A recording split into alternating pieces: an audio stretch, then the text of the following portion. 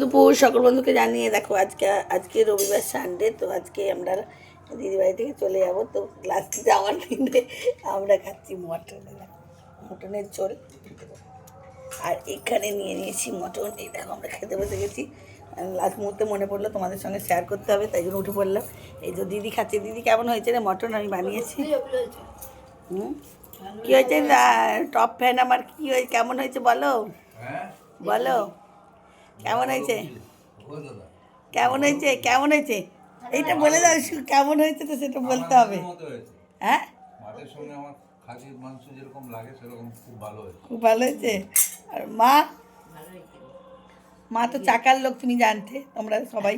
তো মা এখন এখানে আছে, তো জানছে না।